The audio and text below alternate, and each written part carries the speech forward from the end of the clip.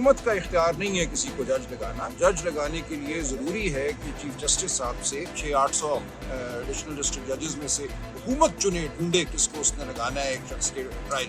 दोनों नोटिफिकेशंस को चैलेंज किया है, जज साहब की तैनाती की और उसके बाद ये जो मामला बंद कमरे में हो रहा है जहाँ खानदान को आने की इजाज़त नहीं है, मीडिया को आने की इजाज़त नहीं है। देखिए, बड़ा बुनियादी नुक्ता है हमारे आइन का, जज जो है वो हुकूमत का इख्तियार नहीं है किसी को जज लगाना। जज लगाने के लिए ज़रूरी है कि चीफ जस्टिस साहब से मुशावरत की जाए और जो चीफ जस्टिस साहब की राय है उसके मुताबिक किसी शख्स को जज मुकर्रर किया जाए। ये नहीं हो सकता कि पाकिस्तान के 600-800 एडिशनल डिस्ट्रिक्ट जजेस में से हुकूमत चुने, ढूंढे किसको उसने लगाना है एक शख्स के ट्रायल।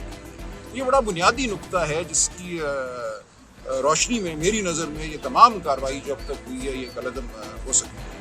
इसके अलावा दीगर नुकात भी हैं। कानून में ये लिखा है कि फेडरल गवर्नमेंट जो है ट्रायल की इजाज़त देगी। फेडरल गवर्नमेंट क्या है ये supreme court Mustafa Impex case में पहले बयान कर चुकी है कि फेडरल गवर्नमेंट का मतलब है कि मामला पूरी काबीना के सामने आए और काबीना उस पर गौर व खौज करने के बाद अपना फैसला दे। क्या ये चीज़ कभी काबीना के सामने गई थी कि ये मुकदमा इस तरह से करना है, इन जज साहब को वो मुकर्रर करना है और फिर उसके बाद चीफ जस्टिस पाकिस्तान में तो कहूँगा उनसे इजाज़त लेनी थी? ये तमाम मामला नहीं हुए।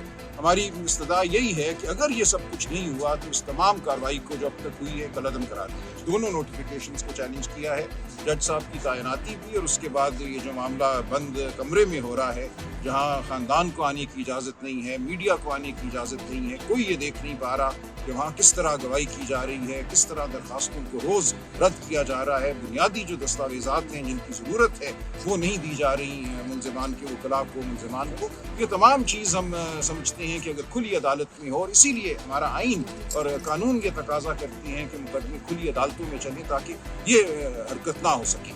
तो वो भी हमारी इस्तदा है, लेकिन उससे पहले ये बड़ी बुनियादी इस्तदा है कि जो जज साहब इस मुकदमे को चला रहे हैं वो क्या कानून और आइन के मुताबिक जज मुकर्रर भी हुए हैं या